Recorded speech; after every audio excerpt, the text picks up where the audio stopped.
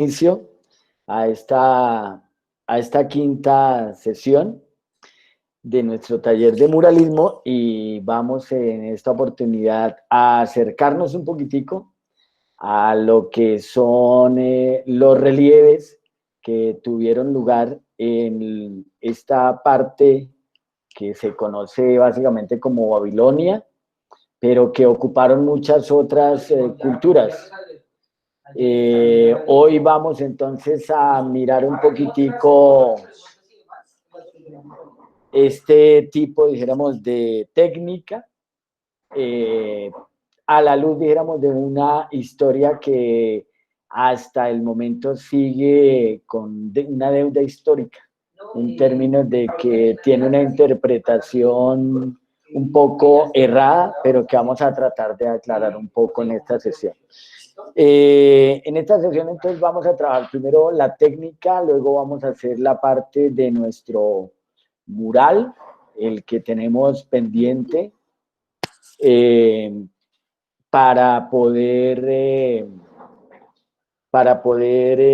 hacer entonces nuestro primer mural virtual y a lo último vamos a hacer la parte histórica que algunas veces lo hemos hecho al principio.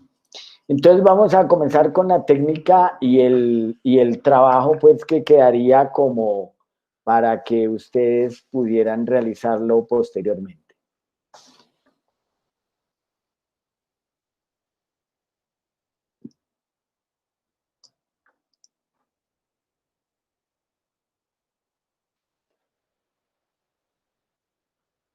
Les ruego el favor me confirmen si está en su pantalla la presentación.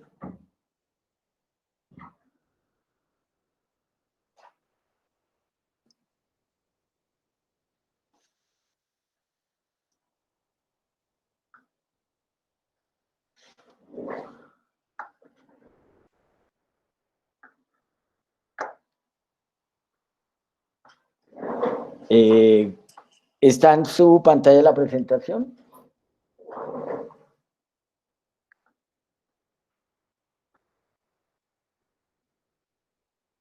Listo. Bueno, entonces les cuento que esta técnica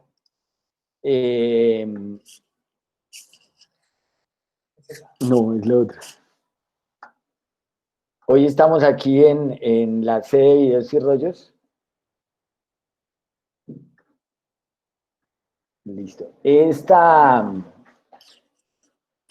técnica se comenzó a trabajar con un original que es un toro alado que hay en la ciudad de Corzabat, que es una de las ciudades que pertenecieron vuelvo y digo, a los imperios babilónico, asirio y finalmente persa. Se tiene, dijéramos que esta cultura tiene una influencia, pues que viene un poco de los dorios, de los jonios, de los griegos también, pero que logró hacer una característica. ¿Por qué razón se escogió este toro alado? Hay una característica general de estas culturas y es el uso de los animales en las jornadas o la cotidianidad, pero también otro lado que es menos, dijéramos, bueno, entre comillas, que es la crueldad un poquitico con los animales. En este caso mitológico hay un toro que tiene una cabeza como de un sacerdote asirio, eh, y en este caso es mitológico, esto tiene como una cercanía a lo que en la parte griega y romana fueron los minotauros. Y se escogió ¿por qué razón? Porque pues una de las condiciones del taller nuestro es que tenga que ver con una técnica ancestral, pero que tenga un contenido o una temática moderna. Entonces a este toro, vamos a ver a la final del proceso, se le adicionaron, aquí en la parte lo estamos viendo, un estoque y unas banderillas y se utilizó como una crítica a la tauromaquia. Entonces, tiene una doble lectura. En el caso, por ejemplo, de los materiales que tenemos en este momento disponibles, pues lo más a la mano es el cartón. Eh, Eso no quiere decir que podamos seguirlo haciendo, por ejemplo, con icopor, cuando podamos conseguir icopor de varios grosores. También podemos trabajar con MDF si el lugar donde vayamos a hacer la intervención fuera un lugar a, al aire libre, trabajado también con barnices o con acrílicos y con una patina de algunas resinas para que perdure por efectos, digamos, del clima. Entonces, inicialmente se hizo el dibujo en un cartón de 1/4 de pliego. Posteriormente, entonces, se recortó ese cartón y se miraron, digamos, las partes como más gruesas. Es importante no cortar el cartón en zonas que son muy angostas porque pues se puede romper, o la otra cosa que va abultándose en una parte que no es considerablemente importante. Entonces, ¿cuáles son las partes, digamos, importantes? La parte del anca del animal, la parte de la cabeza, la parte, digamos, como de las piernas. Pero, por ejemplo, en el caso de la cola, pues ya en el segundo corte que se hizo, que es este que estamos viendo acá, ya no tenía pues la cola. En el tercero se obviaron lo que fueron las partes de las banderillas y quedó este corte, de tal manera entonces que tenemos la base, que es el cartón sin dibujar, una primera capa que es esta, una segunda capa que es esta y la tercera capa que es esta. Lo primero que tendríamos que hacer teniendo la primera capa es eh, poder utilizar un pegante que nos permita hacer como entradas a las partes más angostas sin que se pueda esparcir. El esparcimiento del pegante se va a realizar después con la presión que le vamos a hacer. Pero sí es importante que llegue a las partes por el borde más o menos como 1 centímetro y en la parte del centro. Teniendo ya esto, entonces se volteó el cartón y en la parte de abajo estamos viendo que se le pusieron objetos pesados encima para lograr pues una adherencia importante. ¿Qué es lo que pasa con el peso? Aquí el peso se distribuye de tal manera que se espera que el pegante cubra la superficialidad de la capa superior y la parte de abajo. Es importante esperar más o menos como unos 40 minutos, si se quiere como 1 hora preferiblemente, porque suele pasar que si levantamos el peso antes, el cartón tiende como a ondularse y se levanta alguna parte.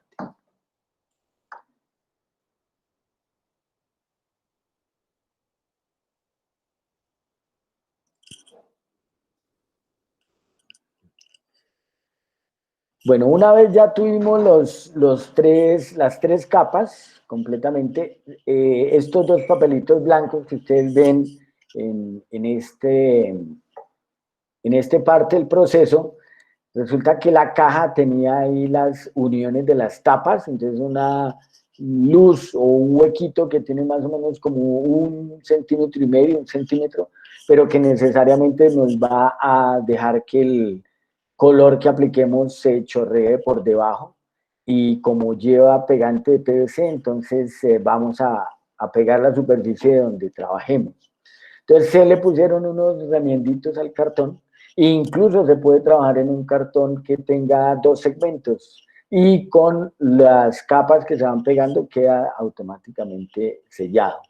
Entonces ya una vez que lo tuvimos como remendado y ya las capas puestas, comenzamos la parte de la pintura, una pintura base que es muy importante.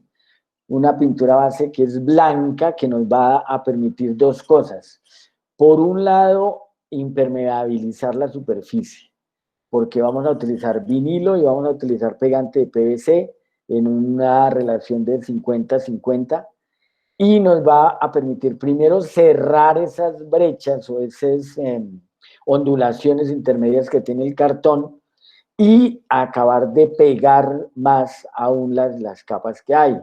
Entonces se adicionó y se le dieron tres capas. Esta fue, digamos, como la parte más difícil o la parte más complicada del proceso, porque en cada capa había que dejar secar por lo menos 15 minutos y aplicar la siguiente, y así se dieron tres capas. Ya al finalizar, entonces tenemos este resultado, que es una superficies que son ya completamente selladas y con una consistencia fuerte del cartón. Para este ejercicio utilizamos vinilo normal y utilizamos vinilo metalizado o vinilo perlado. En el mercado, cuando está pues, abierto de manera general, se consiguen varios colores de esmalte perlado o esmalte metalizado, perdón, de vinilo metalizado. En este momento se pudo conseguir solo dorado y plateado, y en una porción bastante pequeña, pero pues fue suficiente para el ejercicio. ¿Por qué razón se utilizó el vinilo metalizado?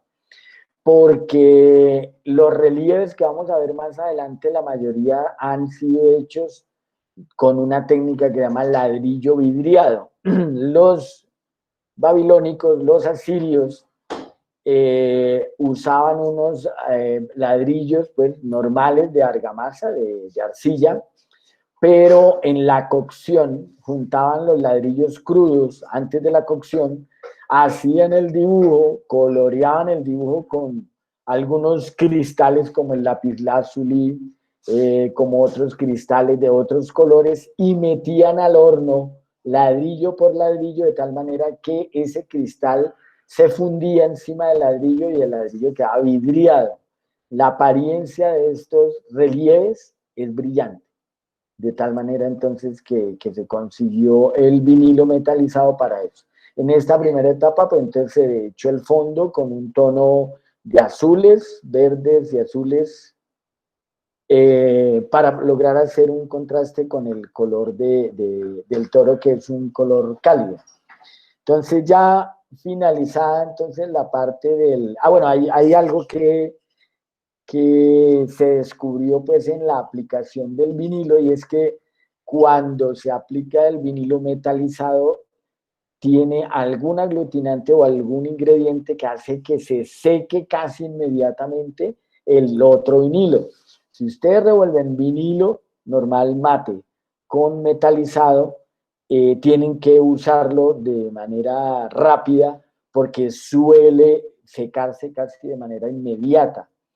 No se sabría pues en este momento qué sería la sustancia que se utiliza para para producir este vinilo, pero tiene pues una ventaja porque es un secado rápido, y una desventaja en la medida que si nosotros queremos hacer algún tipo de aplicación muy concreta en una pequeña parte o algo, es muy fácil que se seque, o si no preparamos lo suficiente, lograr volver a tener el tono es bastante difícil si se nos seca el que ya tenemos. Entonces, lo recomendable es que hagamos pruebas anteriores sobre cantidades, el tiempo y la manera como lo esparcimos. En este caso, la aplicación fue hecha con pincel.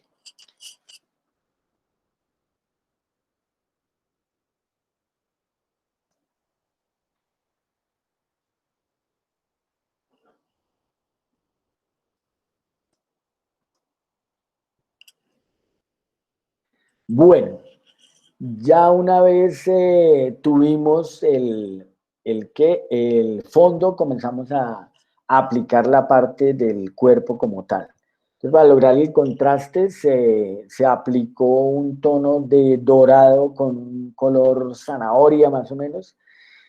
Pero acá hay otra característica de la técnica, y es que también atenúa u opaca el color. Y en este caso sí nos fue de mucha utilidad. ¿Por qué razón? Porque es que cuando veamos los vitrales en un momento nos vamos a dar cuenta que las tonalidades no son muy altas, o sea, en esos vitrales no hay contrastes de primeros, colores primarios ni colores secundarios, sino más bien son como tonos terciarios. En esta parte de arriba donde está muy marcada la sangre, ese fue como el primer experimento pues que se hizo, pero vuelvo y digo, cuando se pasó el dorado encima para metalizar el cuerpo, lo que fue la sangre y lo que fueron los colores de las banderillas desaparecieron por completo. Entonces ya fue necesario volver a preparar otro tono y hacer que quedaran de una manera pues, bastante opaca. Eh, en la parte, digamos, del estoque o de la espada de matar a los toros, se utilizó el plateado puro con un reborde de negro para lograr el contraste. En la cara del personaje, pues igual los babilónicos o el toro original, no sé si observaron ustedes, tenía una barba. En este caso se quitó el tocado de la barba, se pusieron al lado y lado de la cara como los adornos de las sombreras que llevan los trajes de los toreros, y finalmente se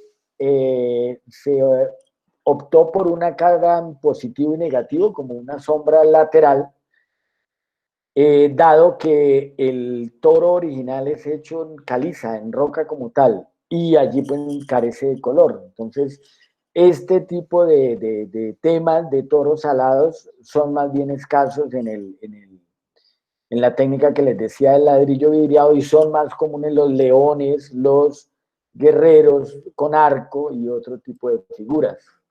Ya pues para terminar, se sobrepusieron los ladrillos dibujados, dejando más o menos como 1 centímetro entre ladrillo y ladrillo. Se hizo con un tono negro y plateado para que el borde quedara como muy visible, y entre las ranuras de los ladrillos posteriormente se aplicó plateado. El resultado final entonces que tuvimos fue este. Otra cosa que también que se sabía y que ya habíamos dicho en las anteriores ocasiones, una cosa es el color recién hecho y otra cosa es el color cuando se ha secado. Entonces ya bajó mucho el tono y eso ayudó mucho a que se pareciera pues a las obras que vamos a ver enseguida en el arte asirio y babilónico.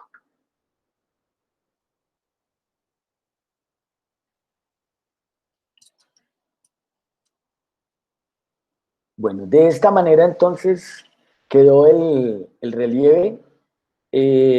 La consistencia del cartón es bastante fuerte y pesado además, queda pesando como unas 7, 8 veces más.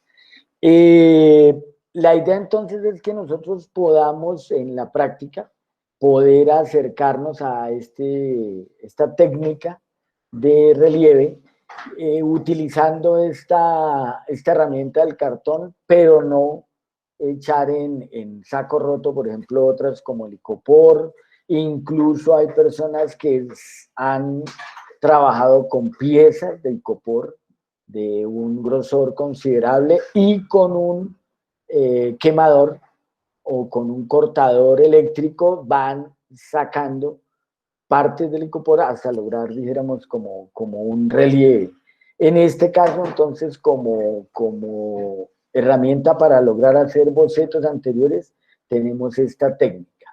Entonces, no sé si en este momento haya alguna pregunta al respecto sobre tanto la técnica como el tema también, el tema de la crítica a la tauromaquia y al maltrato animal.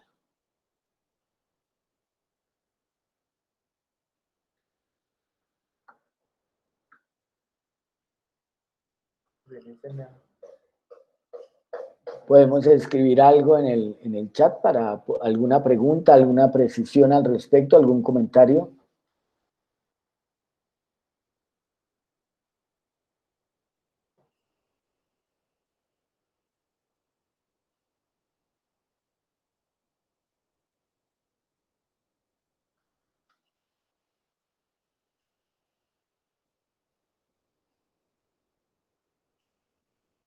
Listo. Bueno, entonces vamos a trabajar un poquitico en el mural que nos ocupó. Igual, como habíamos dicho la vez pasada, vamos a mirar hasta qué punto avanzamos hoy, pero no quiere decir pues que si no se culmina hoy, haya quedado pues ese trabajo ni suspendido ni algo. Entonces, la invitación en este momento es a mirar los aportes que los compañeros han enviado a lo largo de la semana o que tienen en este momento. Entonces, Nicolás nos va a hacer el favor de mostrarnos algunos aportes de lo que se ha enviado.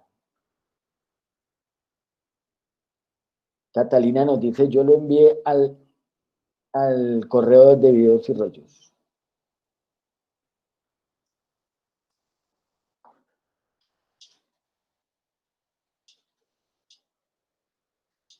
Este es el de Catalina.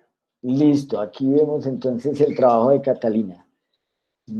Catalina, no sé si tú nos puedas comentar al respecto, el trabajo fue hecho en qué técnica y qué experiencias salieron de la elaboración del trabajo. Gracias.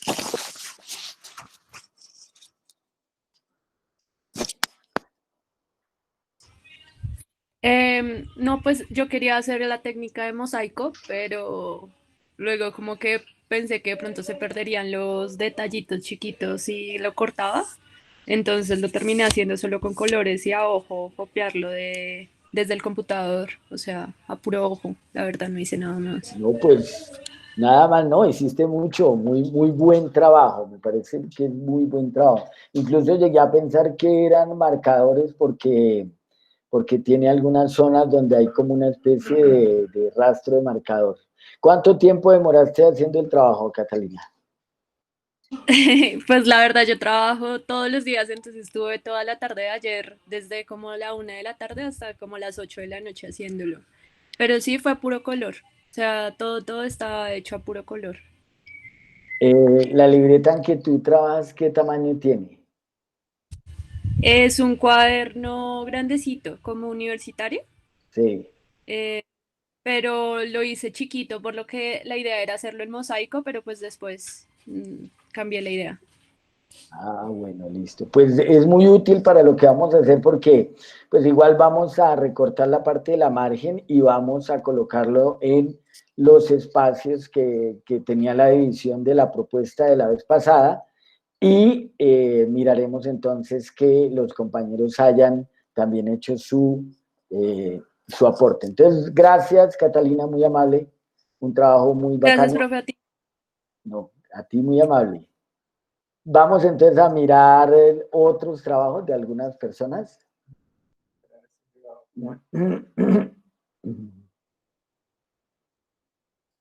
Ah, no, es otra cosa. Tampoco.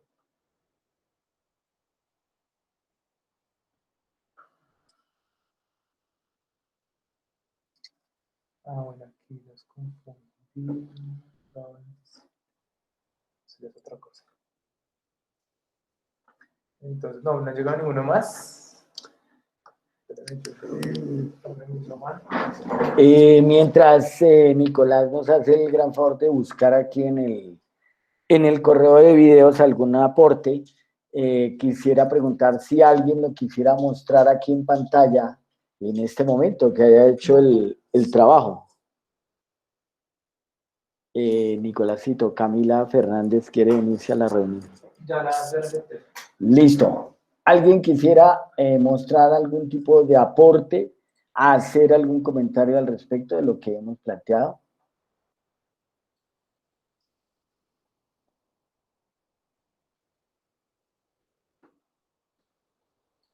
Karen nos dice en el chat, está muy bonito. Está genial, nos dice Alejandra. Gracias. Bienvenida, Camila. Entonces estamos viendo la parte del mural que vamos a realizar entre todos, el mural virtual.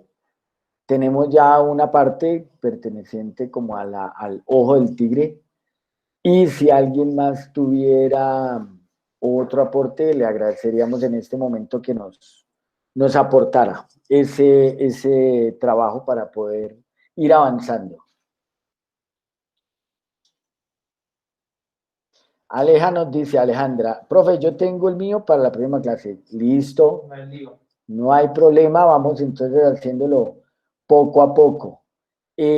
Para las personas que tienen entonces el uso del taller, desde hace varias sesiones se recuerda que en el envío que hace Nicolás entre semana está la propuesta del taller, del mural, perdón, entonces lo pueden revisar a lo largo de esta semana y pueden ir haciendo sus aportes. El hecho, por ejemplo, que manejen otra técnica diferente a la que hizo Catalina, Catalina nos contó que había trabajado la parte del lápiz de color, no importa, no importa porque igual de todas maneras si hay alguna disparidad en la tonalidad o en, digamos, la intensidad del color, eso hace que esta técnica del mosaico, que es lo que vamos a trabajar en el mural eh, grupal, tenga también un atractivo adicional. Entonces, trabajenlo en la técnica que quieran, en témpera, en acuarela, en ecolín, marcadores, no importa, igual de todas maneras la idea es formarlo. Las partes que nosotros después de unas 2 sesiones ya miremos que no llegan, las haremos nosotros y ensamblaremos pues el mural. Entonces queda abierta la invitación para eso. Nos dice Laudi Barreto, profe, yo envié mi parte al correo de videos y rollos. Laudi, ya Nicolás nos está haciendo el gran favor ¿de qué? De buscar el aporte de Laudi.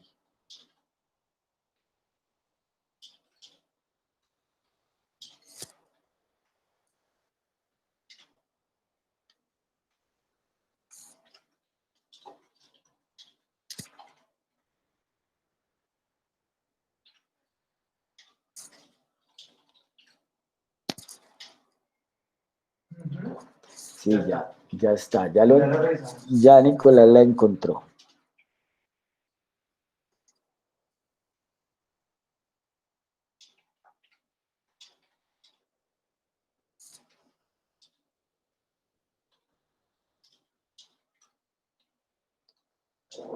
Bueno, sí lo ven en pantalla, es la parte de uno de los loros.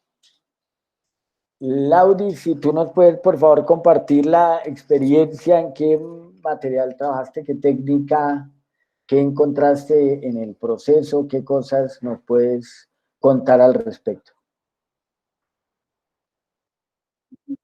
Profe, pues yo, lo que sí me Sí, escucha, claro, te escucho. sí tengo el audio. Ah, bueno. Em, yo usé pintura, mis acrílicos, pintura acrílica. Em, lo hice en tamaño, o sea, en la mitad de una cartulina. Lo trabajé en versión pues pequeña y ya cuando lo terminé lo escaneé pues para que fuera más fácil para ustedes como pasarlo a pues en donde van a poner los trabajos de todos. Y ya pues Ah, bueno. Me dices que fue un tamaño ¿cuál tamaño en cartulina? en la mitad de un octavo de cartulina. Ah, bueno, pequeño, claro, chévere. Pero trabajas muy bien el acrílico a pesar de lo pequeño. ¿Lo trabajaste que con pincel? Sí, sí, señor, con pincel. Ah, bueno. La virtualización de todas maneras no agregaste ningún tipo de retoque, sino solamente fue el escaneo y ya. Eh, Pues al escanearlo no cogió el amarillo del pico, entonces me tocó retocarlo en Photoshop, pero igual pues intenté que era parecido al como me había quedado a mí. Ah, En- quedó maravilloso. Chévere, chévere, me parece el audio y el trabajo. Igual de todas maneras, en la parte de arriba hay como una especie de diferencia en el nivel. Eso también hace parte básicamente de el ensamble que hagamos. Esta invitación también es para las otras personas de poder trabajar, aquí por ejemplo en el caso del Audi, el acrílico. Si nosotros pudiéramos de pronto o alguien tuviera un manejo de herramientas digitales y quisiera hacer el dibujo con algún efecto digital, alguna cosa, pues sería maravilloso porque tendríamos de las dos técnicas, las técnicas análogas y las técnicas digitales. Los brillos, por ejemplo, de la cara, el mentón y el ojo también me parecen muy acertados con el acrílico. Yo personalmente tengo pues un reparo con el acrílico y es que se seca muy rápido. En mi caso, por ejemplo, soy de los que aplico una primera capa, dejo, aplico otra y me gusta que la técnica que yo maneje a nivel de lo manual me dé la opción de poder retocar. En el caso del acrílico no lo he logrado. Para mí es una de las técnicas junto con la acuarela más, dijéramos, que requieren tener una certeza de lo que se va a hacer y casi que el pincelazo que uno da, ya ese pincelazo definió pues la obra y da muy poca oportunidad de echar marcha atrás. Por eso, Laudi, te felicito. Aquí Karen me está diciendo, quedó muy percho. Quedó genial, dice Camila Fernández. Alejandra, está brutal, Laudi. Catalina, genial. Bueno, Laudi, muy amable, está muy bacano tu trabajo. ¿Alguien se anima entonces a colocar en pantalla algo, ya teniendo estas dos grandes aportes acá? O algo que esté a medio hacer también, puede ser un proceso o un proceso que de pronto no fue satisfactorio para quien lo estaba haciendo. También es importante colocar eso.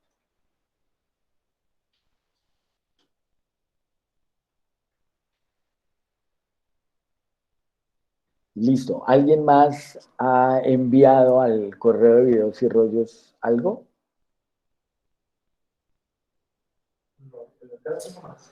Listo. Entonces la invitación es, mire que es bacano trabajar de esa manera, se puede hacer en esta semana. Ya Alejandra nos dice que ya tiene casi listo el envío, entonces... Camila nos dice que la clase pasada no puede estar, pero que vio la grabación y que quiere hacer una parte. Entonces, vamos a revisar, porque ya en el Classroom varios compañeros seleccionaron unos. Entonces, yo le envío a Camila ya como la imagen de los pedacitos que quedan para que lo seleccione. Listo. Listo, Camila. Chévere. Chévere tu posibilidad y tu voluntad de poder aportar en esta noble causa. Chévere. Bueno, vamos entonces a entrar a la parte, dijéramos, de la referencia del contexto de los relieves que trabajamos o el relieve que se trabajó y vamos a mirar un poquitico el contexto para poder entender en qué sentido se encontraban estas obras. Si no hay alguna pregunta al respecto del mural, listo.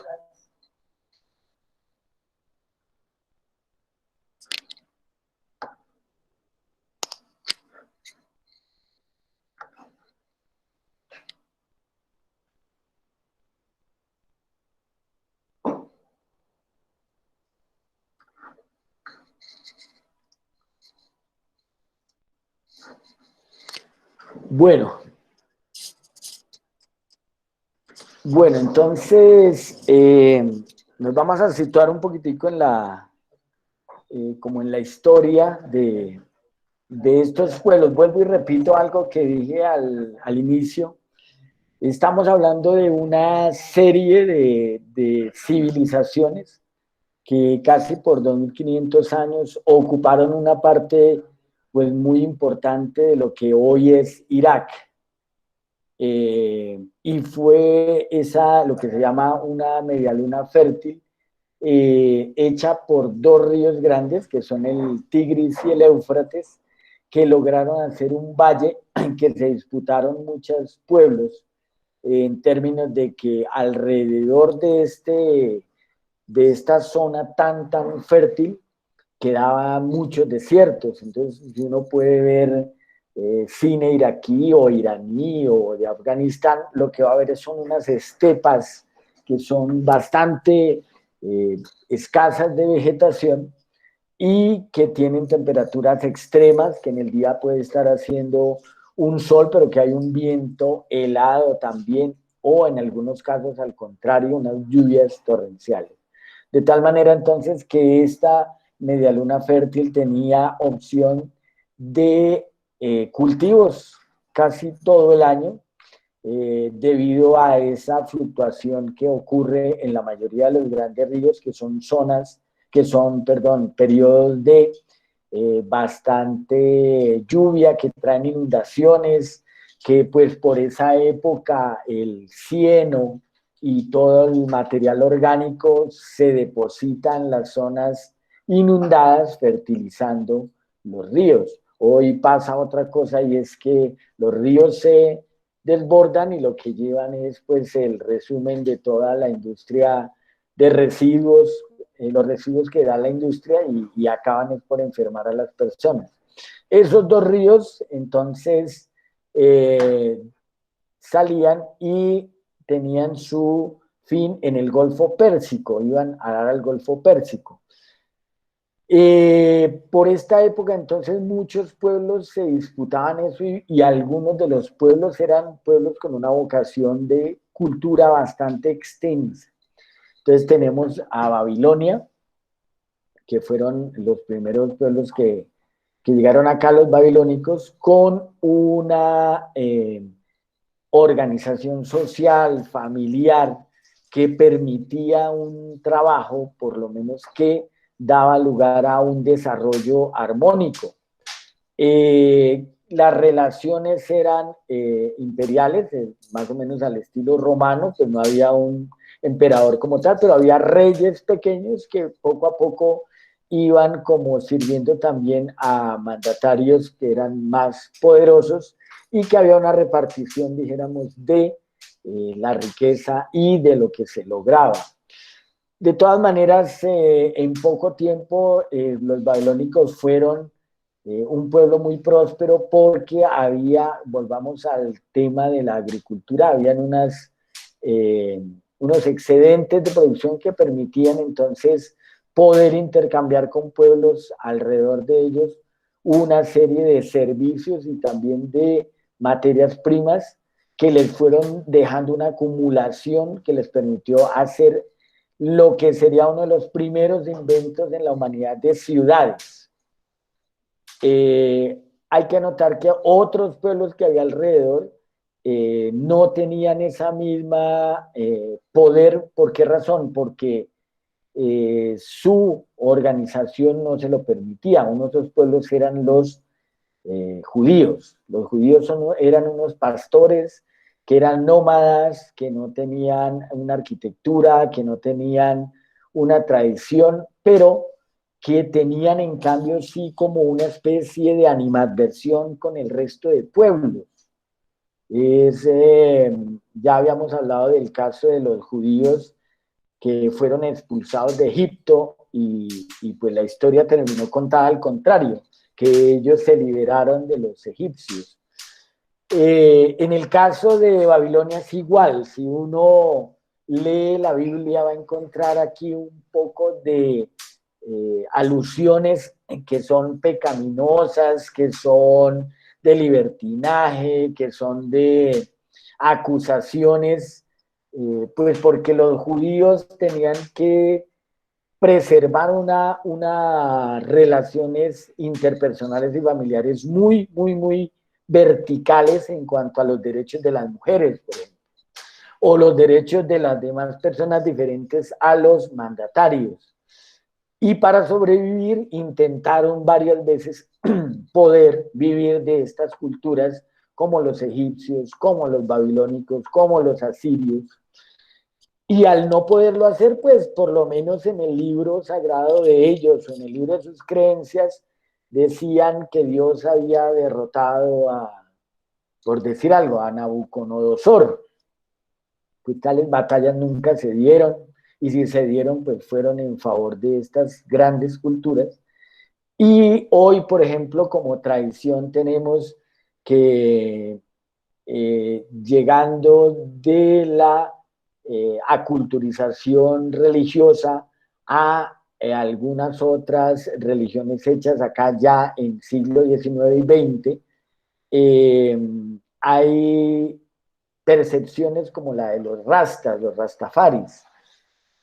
El movimiento Rasta comienza entonces con el señor Haile Selassie, que fue un guerrero africano que liberó a Etiopía en el siglo pasado, y él retoma la Biblia como libro sagrado, de allá que oigamos, por ejemplo, a algunas personas seguidoras del rastafarismo hablar de Babilonia como la gran prostituta, y hablar de reverencia a todas las ciudades que tienen algún tipo, dijéramos, de problemática muy enraizada en las ciudades grandes, como la Babilonia. Y esto le ha dado entonces a la cultura babilónica una imagen pues que es muy lejana a otro tipo de cosas. O sea, no se niega que las relaciones entre las personas en una sociedad jerarquizada, en una sociedad donde hay estratificación, no son las mejores. Pero eso entonces sería aplicable a todas las ciudades antiguas de aztecas, mayas, incas, bueno, en fin, todas las culturas. Pero es porque por sí misma la ciudad tiene esas dinámicas, no porque solamente Babilonia lo tenga.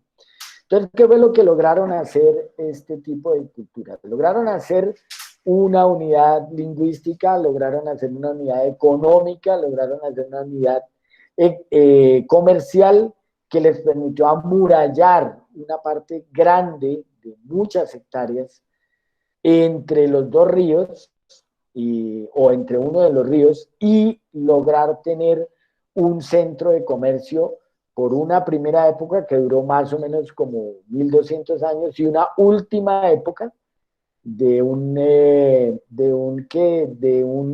retoma, dijéramos, del poder de los babilónicos antes de acabarse el imperio.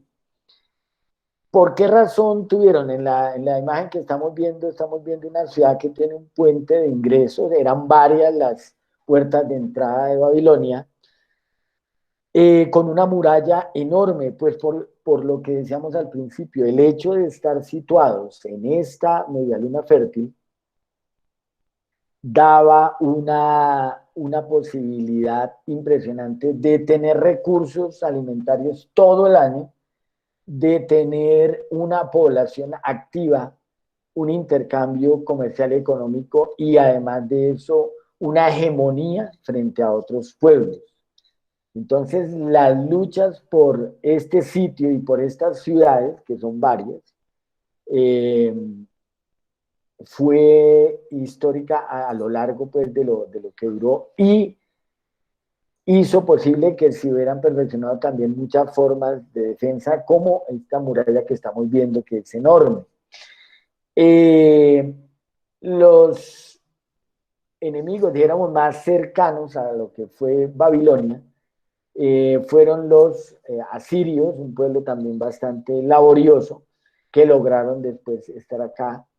Mesopotamia, la cultura de Mesopotamia también pudo tener una incidencia en que hay una raíz de nacimiento de Babilonia, que es de Mesopotamia, y finalmente los persas, que estaban un poquitico más hacia el oriente. Los persas sí tienen una vocación o un tipo de cultura muy árabe, muy cercano a los árabes.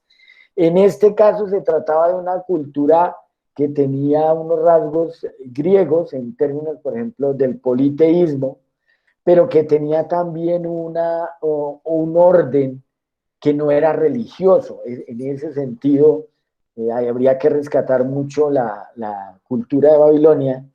No se basaba en la religión, sino se basaba en derechos de las personas y en la interacción de las relaciones económicas.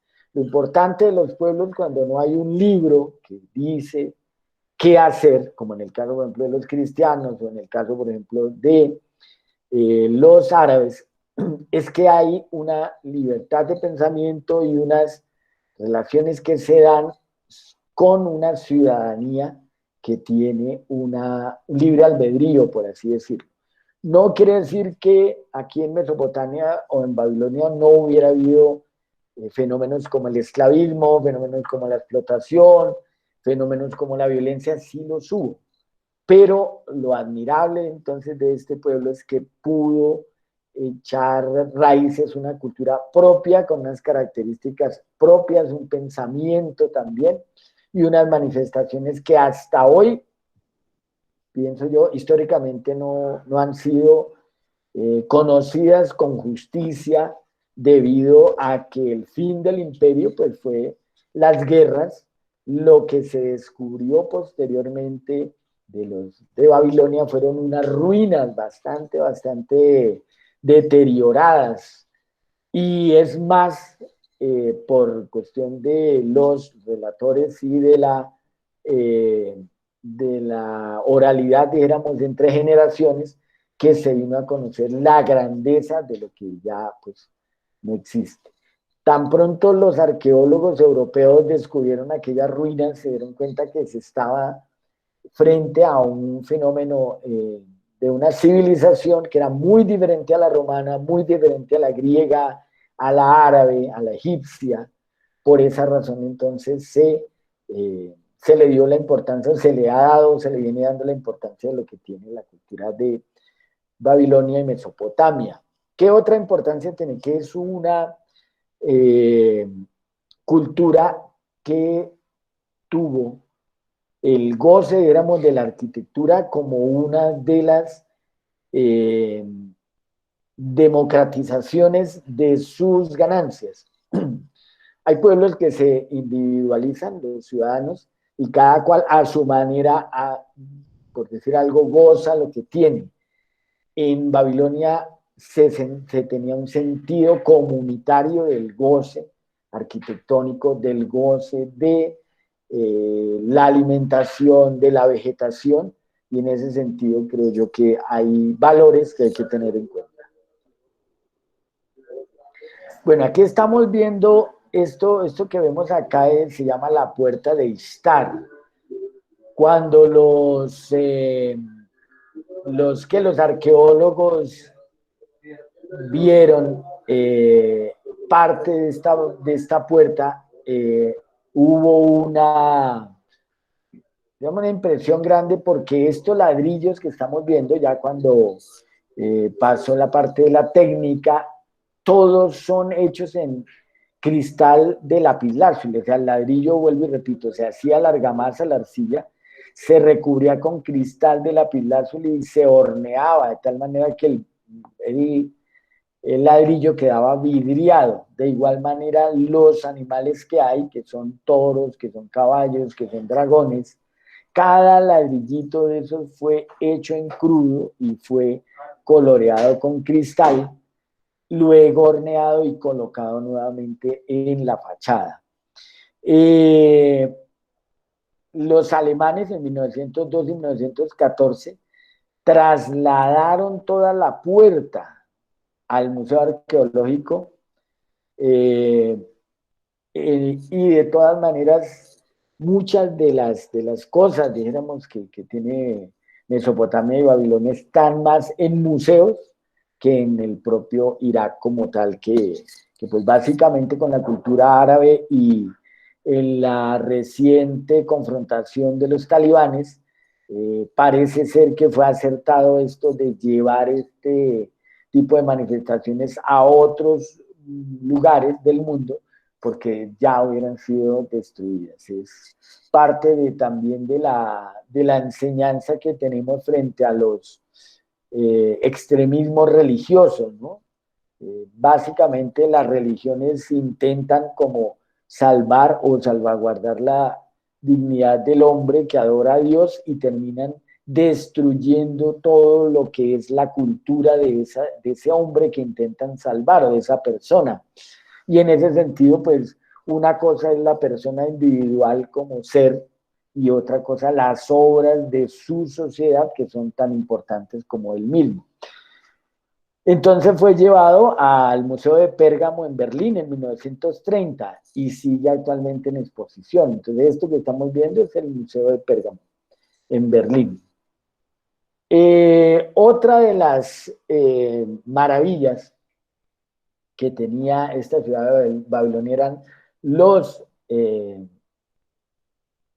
jardines colgantes, que era una construcción que los arqueólogos encontraron un gran pozo debajo, o sea, una gran cavidad que albergaba el agua del río y una serie de mecanismos de poleas y de andamios que llevaban esta agua hasta la parte superior de lo que se entendía que era como una construcción piramidal o por lo menos eh, muy angosta en su punta y muy amplia en su base, que hacía que el agua bajara por gravedad y al tiempo de irrigar todo el jardín se devolviera al río. Entonces habían unos mecanismos que permitían eso. Hay un texto aquí que se coloca debajo de lo que estamos viendo. Como viajero incansable y discípulo de Cresibio de Alejandría, el ingeniero Filón de Bizancio vivió entre 280 y 220 años antes de esta era, narra cómo eran a sus ojos los jardines colgantes de Babilonia, en su obra Siete Maravillas de la Antigüedad. Dice Filón, crecen allí los árboles de hoja ancha y palmeras, flores de toda clase y colores, y en una palabra, todo lo que es más placentero a la vista y más grato a gozar. Se labra el lugar como se hace en las tierras de labor, y los cuidados de los renuevos se realizan más o menos como en tierra firme, pero lo afable está por encima, perdón, lo arable está por encima de las cabezas de los que andan por las columnas de abajo. De ahí su nombre de jardín colgante. Bueno, en cuanto a la parte de las relaciones, se dice que esto que estamos viendo a la izquierda, que es ni más ni menos el primer código de leyes escrito por un rey de nombre Hammurabi, parece ser el primer código escrito en el mundo. Aquí dentro de nosotros, los cundiboyacenses, los descendientes de los muiscas, tenemos otro código que es el Nemequene, pero este código es muy básico frente a las relaciones y la responsabilidad individual frente al grupo. El código Nemequene, por ejemplo, dice que el que roba una mazorca o roba maíz, que era pues en la subsistencia de nuestros pueblos muiscas, se le cortaba una mano. El que robaba o seguía en esa actividad ilícita, se le cortaba la otra mano. Bueno, el código Hammurabi tiene una incidencia no solamente en las relaciones interpersonales, sino en las responsabilidades ciudadanas. Entonces, en este granito de basalto está tallado con el abecedario o las formas, los símbolos de Mesopotamia y de Babilonia, toda la responsabilidad que tiene una persona. Y era tallado en una piedra que es el basalto, que es una piedra cristalina muy dura. Esto también está pues fuera de Irak y estuvo de todas maneras vigente desde el inicio pues, de Babilonia hasta la entrada de los persas. Una obra que también se trata o se cataloga en la Biblia como un pecado fue lo que se llamó la Torre de Babel, de Babilonia. Dice el Evangelio o las letras de la Biblia que los hombres se pusieron orgullosos y quisieron alcanzar el cielo y Dios los puso a hablar en diferentes lenguas y no les dejó terminar una torre que querían llegar al cielo. Esa es la interpretación de un pueblo de pastores que nunca estuvo inserto en la vida de Babilonia. O sea, lo que yo desde fuera y desde lejos, tratando pues de apoderarme de lo de otras personas, interpreto. Pero otra es la razón. Este es un sigurat o Ete Menanki, el nombre que le dan los mesopotámicos y babilonios, que se levantó en una base rectangular de 406 por 456 metros. Era un complejo religioso situado a 80 metros del norte de Sahil, un sigurat que tenía como oficio pues, la adoración de los dioses. En el caso de los babilónicos hay una forma de tener unas estatuas que son beneficiosas, o sea, benefactoras, y también unos demonios. Aquí dentro de Babilonia no se crea que todos lo que se adoraba eran santos. También se tenía un devotos y un rito especial para becerros, para demonios alados, para animales o algunas... Es decir, eran politeístas.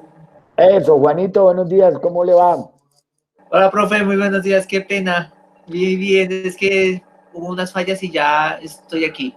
Bueno, hermano, bienvenido, como siempre, gracias por estar ahí, Juanito. Listo. Ellos los babilónicos eran politeístas, o sea, adoraban en cualquier ídolo, sea un santo, un demonio, hasta los animales, incluso hasta las estrellas, el sol, etcétera. Gracias, Juanito, por el aporte. Exactamente, entonces había como una opción diferente. Y la interpretación entonces que hacían los judíos, que tenían un único Dios, era pues diferente. Por eso las menciones que se hacen en la Biblia tienen una distancia. Aquí en la parte de arriba estamos viendo un cuadro de Peter Bruegel, un holandés del medioevo, perdón, del Renacimiento, donde se ve una torre de Babel, pero hecha en una arquitectura romana, grecorromana, y se ven pues unas ábsides, se ven unas nervaduras, se ven columnas y arcos de medio punto que son propias de la arquitectura grecorromana. En la parte de abajo estamos viendo lo que sería la parte arquitectónica de Mesopotamia o de Babilonia, que es bastante diferente. Son como interpretaciones que se han hecho de la misma obra.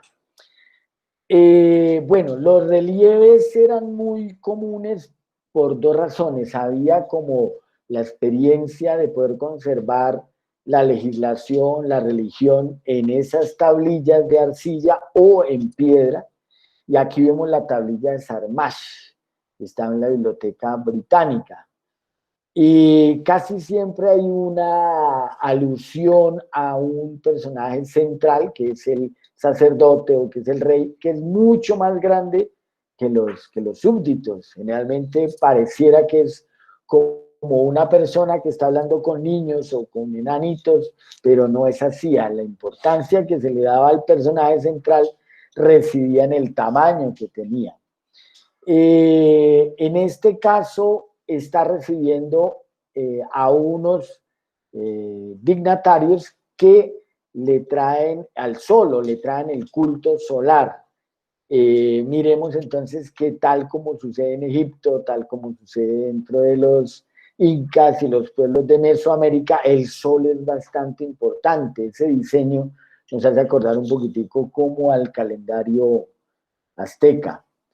En la parte de abajo entonces está para quienes van a ver la presentación de la técnica que se trabajó y el toro alado, que tiene pues la barba del sacerdote, tiene las alas y el cuerpo de toro. Los toros era un animal sagrado que se adornaba en su cuerpo, su cola se trenzaba, los cuernos también eran adornados y tenía una acepción diferente a lo que tienen las vacas en la India.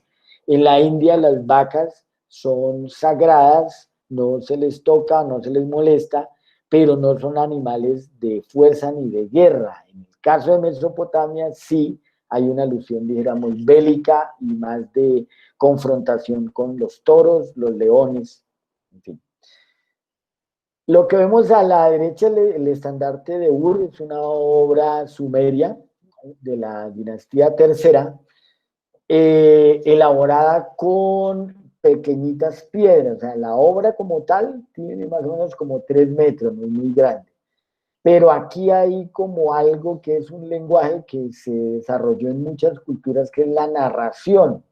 Y vemos en la parte de arriba a un rey que es más alto que los demás, que tiene sus ejércitos detrás de él, con carruajes y con lanzas, que está dialogando con otro pueblo que es bastante diferente, que tiene una... son disímiles las armas y los vestuarios. Luego en la parte de abajo vemos que el rey se retira y quedan como las personas encargadas de los ejércitos, los guerreros, no llegan como a una, digamos, a una definición de la contienda, y abajo está la lucha en que los carros del rey pasan por encima de las personas, ganando pues una discusión. Esa es como una narración que se ve en muchas culturas, pero que aquí en este caso se alude o que acude al trabajo con piedras pequeñas, que es algo como el mosaico. Sí, aquí tengo unos datos acerca de esto. Está hecho de lapislázuli, incrustaciones de concha y piedra caliza roja, y cuadros que representan actividades del rey de tiempos de paz y de guerra. En el lado de la guerra muestra una infantería con cascos, carros de guerra tirados por burros o nagros, o las catapultas, así se llaman, y prisioneros presentados ante el rey. Ese es lo que dice que está pegada con bitumen en una base de madera de 56 por 23 centímetros. Listo, Juanito, gracias por la precisión, muy amable. El bitumen es como una especie de brea que forma la base y sobre la cual se pegan los materiales que acabo de nombrar Juan. Lapislázuli, en algunos casos. Conchas de mar y piedra caliza roja. Exactamente. Sobre el tamaño, gracias por la precisión, el más pequeño, 56 por cuánto, Juan. Sí, 56 por 23 centímetros. Listo, gracias por la precisión. Bueno, en la parte de abajo estamos viendo el león herido de Nínive. En el caso de algunos dignatarios o algunos mandatarios que no son babilónicos, sino que tenían que ver con Mesopotamia y también con la ciudad de Nínive, especialmente hay uno de ellos que se llama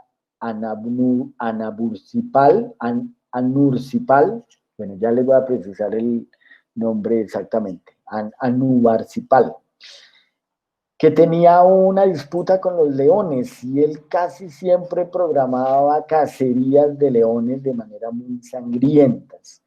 Dice la historia que el tipo como que fue herido por un león, pero pues de todas maneras el maltrato que le daba a este tipo de animales lo hizo famoso, además que fue un mandatario que no, en el periodo de tiempo en que estuvo, no hubo un desarrollo que dijera o que tuviera como un significado grande para la sociedad, lo que hubo un declive.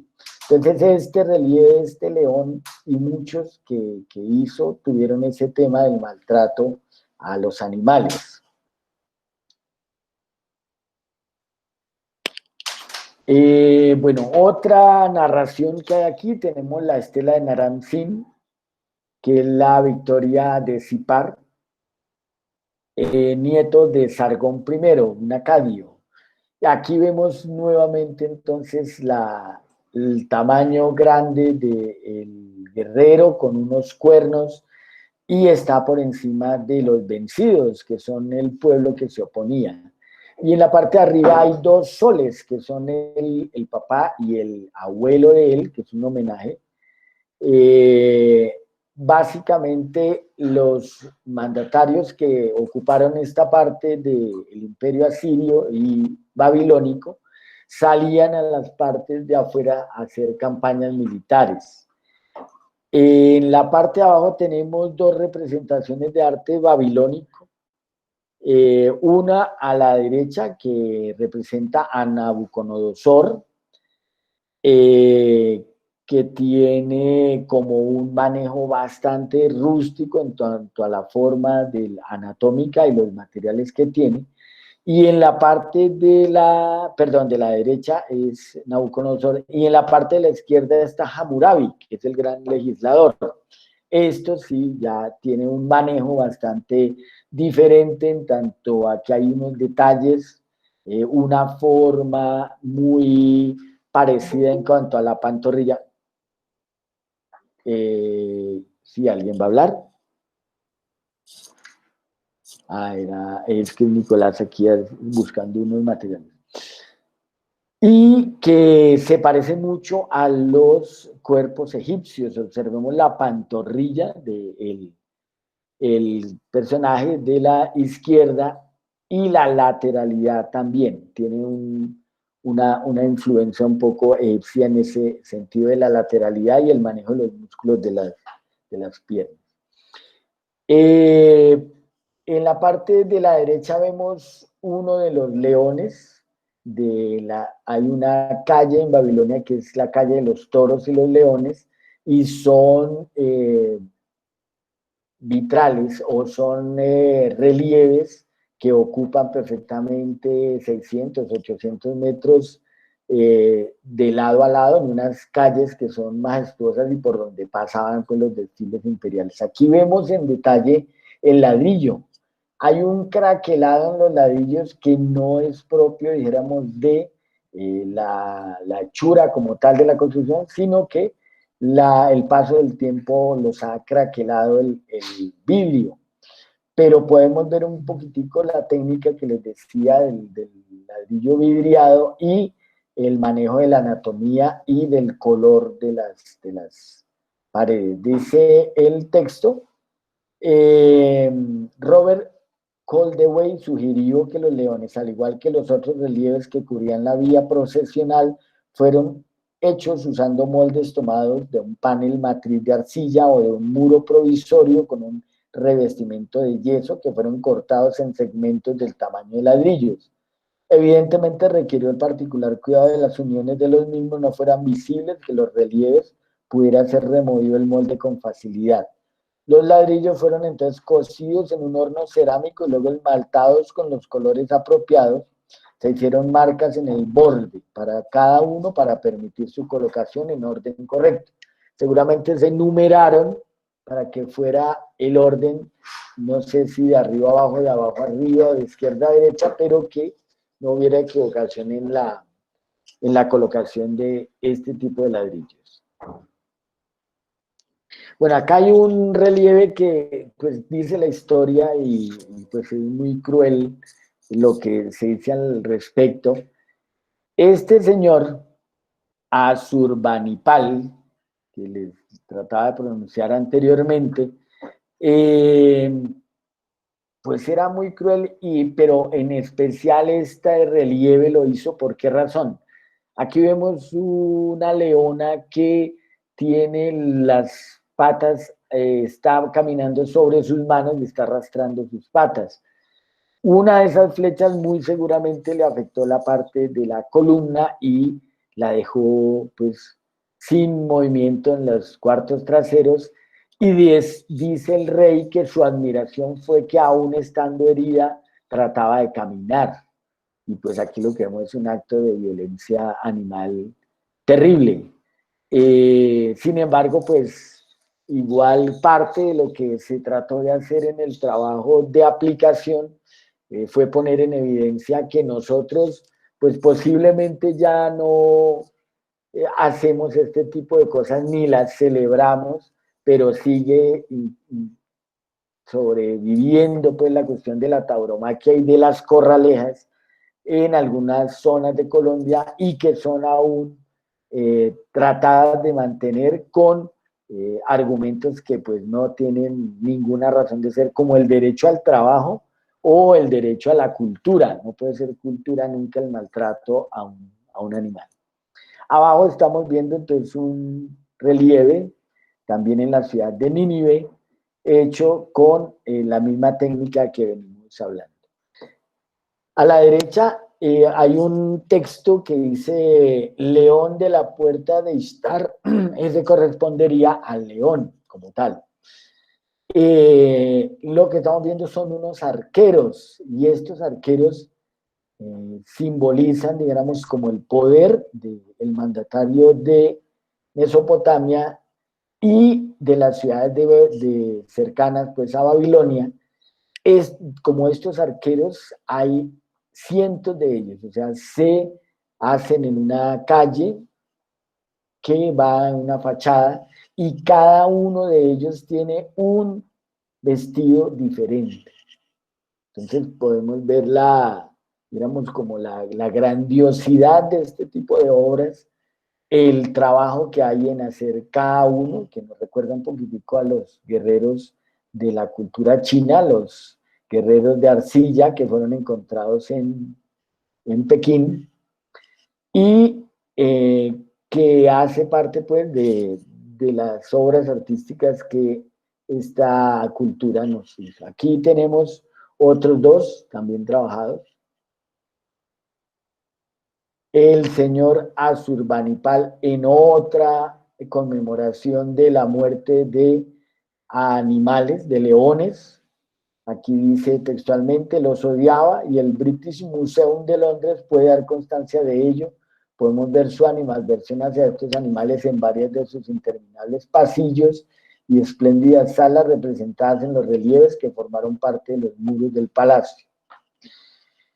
Bueno, aquí en la parte de abajo vemos como una cronología de lo que fue 2500 años antes de nuestra era, el inicio del imperio babilónico de derecha a izquierda. Posteriormente a eso, el reinado de Hammurabi, el legislador, luego los sucesores de los hititas, la muerte de Hammurabi, más o menos 2000 años antes de nuestra era. Luego en 1500 los elamitas, la llegada de Nabucodonosor, que estos son mesopotámicos, y luego Nabucodonosor segundo y la retoma de los babilónicos bajo los persas, la Babilonia helénica en el año 330 antes de nuestra era y la desaparición del imperio babilónico. O sea, Babilonia iría desapareciendo al mismo tiempo que estaban en auge, por ejemplo, culturas como la romana que veíamos la vez pasada. El contacto que había entre estos pueblos y lo que era Roma y Grecia era bastante pues lejano y más se hacía por viajeros que de manera militar. Por esa razón casi no hubo una influencia marcada de las dos culturas. Aquí podemos ver unos relieves babilónicos en el Museo del Louvre. Hay una sala completa que está destinada a lo que es la cultura de Mesopotamia. Y pues aquí vendrá la discusión de que, bueno, sería que estos materiales estuvieran en los pueblos de origen o estuvieran en otros países donde hubiera un poquitico más de cuidado y preservación de ellos. Entonces, por un lado, vamos a decir el peligro de la religión y de los fundamentalismos que ya lo hubiera pues destruido en un país como Irak, y por otro lado, la pertenencia la humanidad entera que podría tener en un museo como este. Entonces vamos a hacer algunos comentarios por parte de ustedes al respecto de este contexto histórico al cual nos ayudó a precisar y le agradecemos mucho a Juancho. Y pasamos entonces a ver la parte de unos videitos al respecto.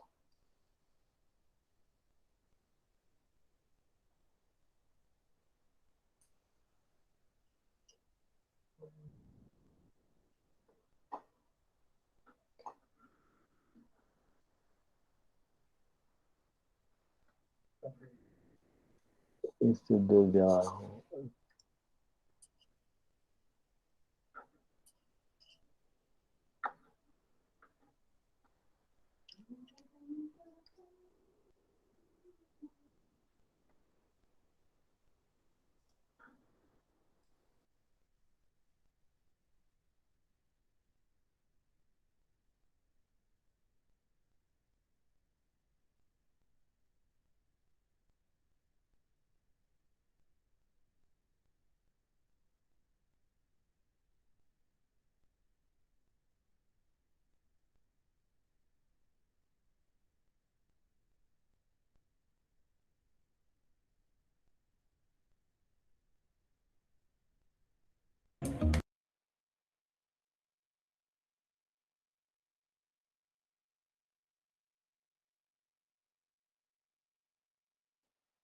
Vamos a reproducir el video y hacemos comentarios entonces al final sobre lo que vemos. Gracias.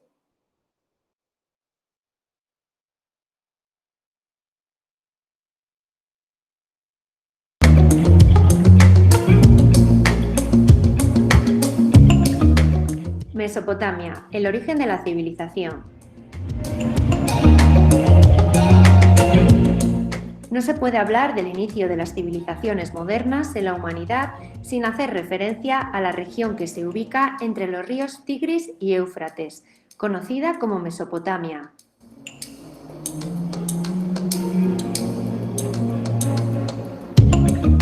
Mesopotamia, su significado es entre dos ríos. Hoy en día esta región la podemos ubicar en el sur de Irak, sin una frontera definida, pero lindando al este hacia Irán, al norte hacia Anatolia y al oeste hacia Siria.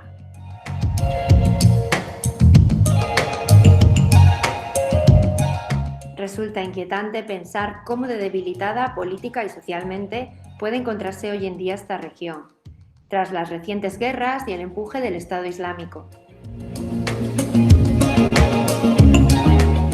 Viendo el precoz florecimiento de un sistema político desarrollado, la cultura y las artes hace más de 4 milenios, cuando el resto del continente aún era prácticamente nómada.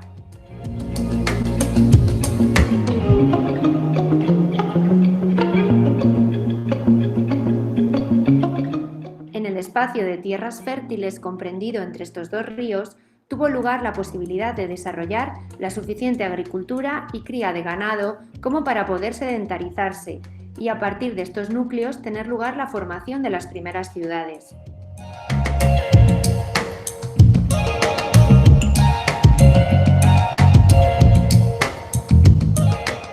En Mesopotamia se produjeron hechos tan fundamentales como la creación de la primera arquitectura monumental como señal de poder y desarrollo, los inicios de la planificación territorial, la primera contabilidad y la creación del primer alfabeto escrito de la historia.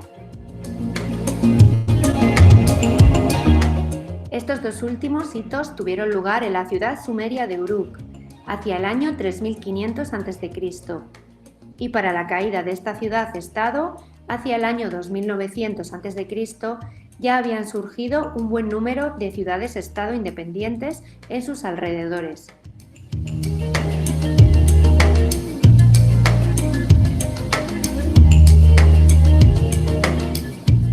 Cinco siglos más tarde, todas estas ciudades independientes se unificaron creando el primer imperio, el Imperio Acadio, con su centro administrativo en la ciudad de Akkad.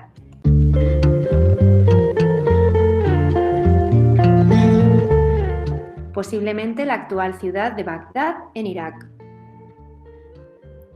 Este imperio duró un muy corto espacio de tiempo, debido a la inestabilidad política y las frecuentes guerras e invasiones, y fue reemplazado por un segundo imperio, esta vez llamado Ur III, con la capital en la ciudad de Ur.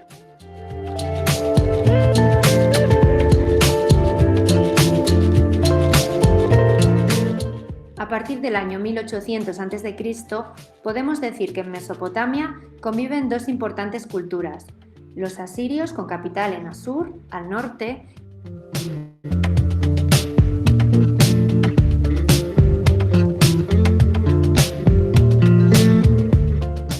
y los babilonios con el centro en Babilonia al sur. A pesar de que cada cual evolucionará a su forma, ambos reinos terminan siendo dominados por los persas, medos y aqueménidas, pueblos guerreros llegados de la parte este de sus territorios.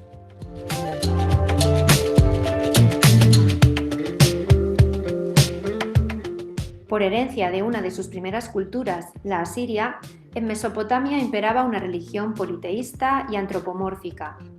Se rendía culto a una gran variedad de dioses, que se solían asemejar a fenómenos de la naturaleza o animales.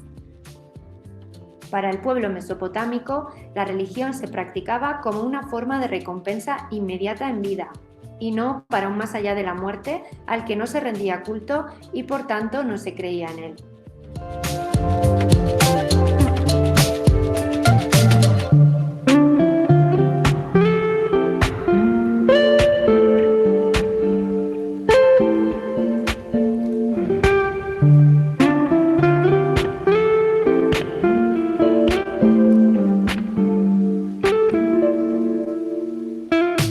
Uno de los rasgos más conocidos de su arquitectura monumental son sus zigurats, templos donde tenían lugar los ritos religiosos.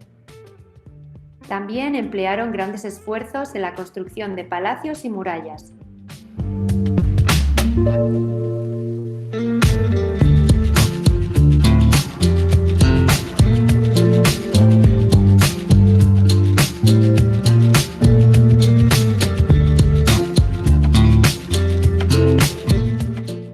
Mesopotamia contaba con una rica tradición oral, además de ser los creadores del primer sistema de escritura. La mitología en esta región recoge el mito de la creación, que redime al mundo por el origen del mito de Marduk y la epopeya de Gilgamesh. Esta, a su vez, nos hablaba de la leyenda sobre un diluvio universal.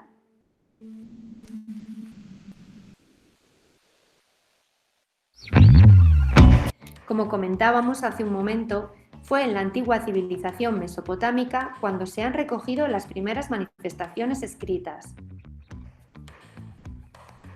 El pueblo sumerio creó la escritura conocida como cuneiforme, que no fue descubierta hasta el siglo XIX. Esta escritura se realizó originalmente sobre tablas de arcilla ya húmedas, mediante el tallado vegetal. Su denominación cuneiforme proviene de la palabra cuña y se ha llamado así por la forma de las incisiones. La escritura cuneiforme fue después adoptada por otros idiomas, en los reinos cercanos y los que les siguieron, el acadio, el amita, hitita y luvita. Y a su vez inspiró a los alfabetos del antiguo persa y el ugarítico. Ya en el periodo acadio se empezó a escribir también sobre el metal y la piedra.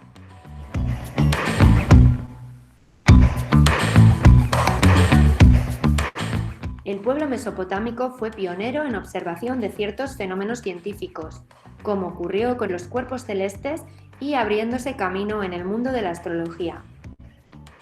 Su empeño en mirar hacia el cielo intentando descubrir cuál era la voluntad de los dioses y de qué forma descubrir sobre un mundo más allá de lo terrenal, les ayudó a empezar a constatar hechos científicos y probados sobre el cosmos.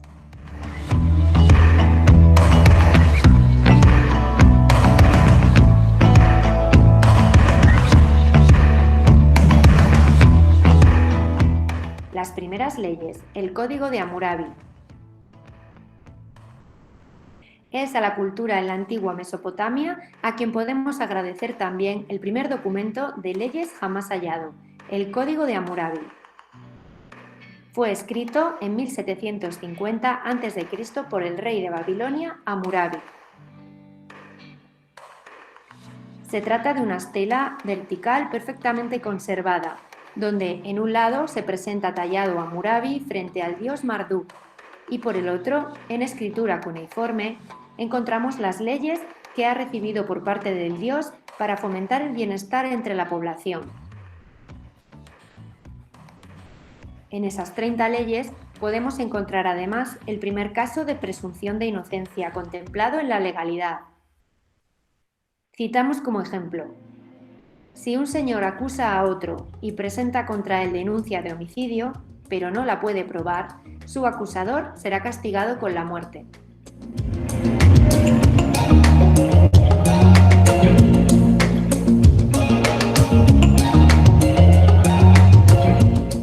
La influencia de Mesopotamia en otros pueblos. La aparición de los primeros grandes reinos y la creación de sistemas administrativos complejos tuvo una enorme influencia sobre los pueblos vecinos, así como los persas, quienes además adoptaron su sistema de escritura, y los judíos, quienes incorporaron, como sabemos, el mito del diluvio universal antes mencionado.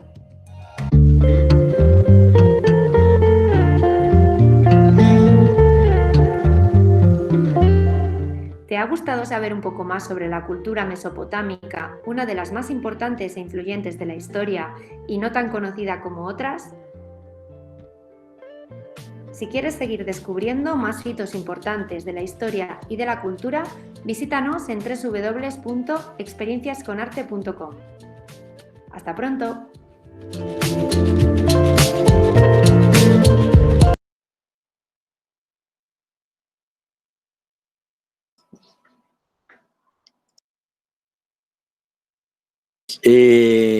Vamos entonces a mirar el que sigue, si no hay comentarios al respecto del anterior. Gracias.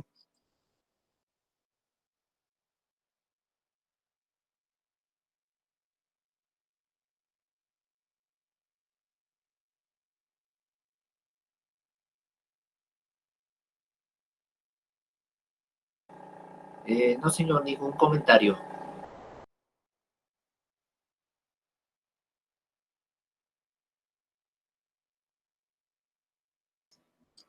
Listo, Juanito, gracias.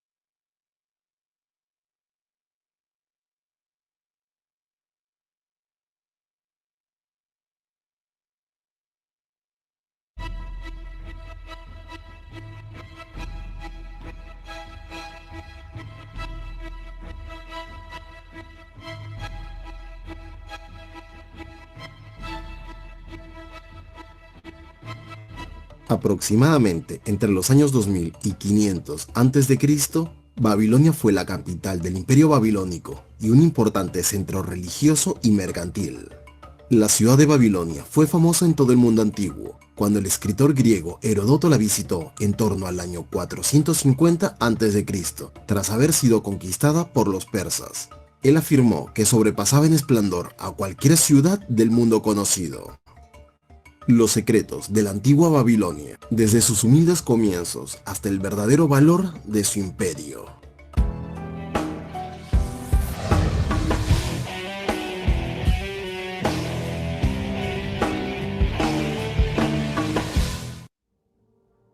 Amorreos y Babilonia. Si bien siempre es importante tener en cuenta el imperio en sí, también es importante tener en cuenta cómo se originó el imperio en primer lugar, y para el antiguo imperio babilónico, sus raíces comienzan en otro imperio: Mesopotamia.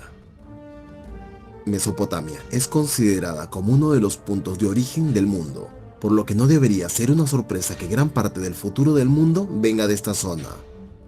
Desde el año 2900 al 2000 a.C., la nación tenía dos facciones diferentes y luego simplemente se unificó.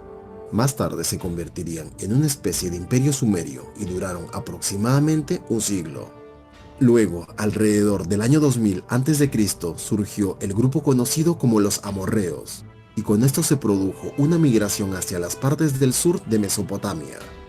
Adoptaron varias culturas dentro de su propia cultura, y en realidad lograron que más ciudades-estado se unieran a ellas por diversos medios. Los amorreos se volvieron tan poderosos que eventualmente derribaron el imperio neosumerio. Después de la victoria liberaron una parte de la tierra propiedad de los sumerios, y en esta tierra se encontraba Babilonia. A través de esto se estableció la primera dinastía babilónica, incluso si no se llamó así exactamente en el momento de su nacimiento.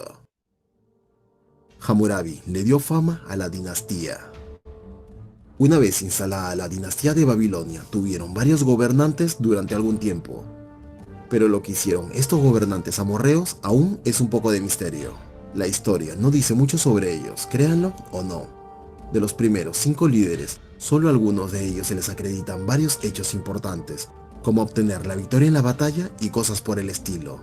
Sin embargo, hubo uno en hacer de Babilonia un poco más fuerte con respecto a sus defensas, pero eso es todo. Recién fue el 6º gobernante de la nación, que ayudaría a impulsar las cosas de manera importante, y su nombre era Hammurabi. Hammurabi fue quien llevó a Babilonia de una ciudad simple a una gran megaciudad. Luego utilizó sus recursos para expandir el imperio en todas las direcciones. Cuando terminó, el imperio había crecido enormemente, y gran parte de Mesopotamia y las regiones cercanas estaban bajo su control. Pero más que eso, Hammurabi era un buen líder. Creía en las leyes y en las cosas que beneficiarían a todos, al mismo tiempo que ayudaban al gobierno, tales como los impuestos y ser una burocracia.